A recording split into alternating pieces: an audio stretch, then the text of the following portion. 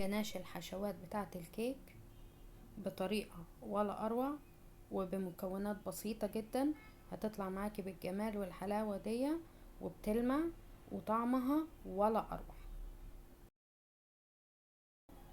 والمقادير مظبوطة جدا وهيطلع معاكي احلى جناش. جربيها ومش هتندمي.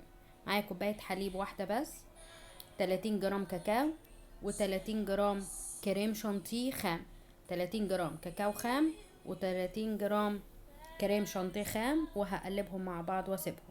معايا باكو شوكولاتة خام 200 جرام دارك، وممكن حليب على حسب ما انت بتحبي. ده دارك باكو 200 جرام، وباكو 200 جرام من الشوكولاتة البيضة الخام برضو. هنحطهم على بعض، بنكسرهم كده، ده لازم علشان يسيحوا بسرعة، يبقى سهل ان احنا نسيحهم.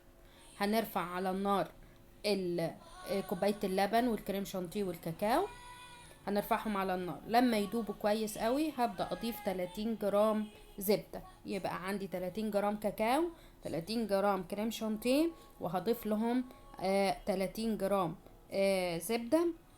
لما يترفعوا على النار على كوباية الحليب واحدة بس. هنا دي ضفت عليها ظرف نسكافيه، وده حسب الرغبة، يعني انت عايزة تضيفي ضيفي، مش عايزة تضيفي ما تضيفيش، ده بس زيادة النكهة بيخلي طعم الجناش رهيب رهيب. هنا ضفنا نص الشوكولاتة وهو على النار، وطفينا عليها وقلبناهم لغاية ما ساحوا، وبعدين ضفت النص التاني من كمية الشوكولاتة اللي هي 200 جرام شوكولاتة دارك و200 جرام ابيض، وهدوبهم لغاية ما يدوبوا كويس قوي، وهسيبهم لما يبردوا. اول ما يبردوا هيدينا الشكل والقوام ده. ممكن تسيبيهم في التلاجة، ممكن تسيبيهم برا التلاجة، على في الشتاء بيتسابوا برا التلاجة عادي، في الصيف لازم يبقوا في التلاجة. انا هستخدمها كحشو للكيكة، كيكة شوكولاتة، فانا ضفت عليها ظرف كريمة لباني وضربتهم.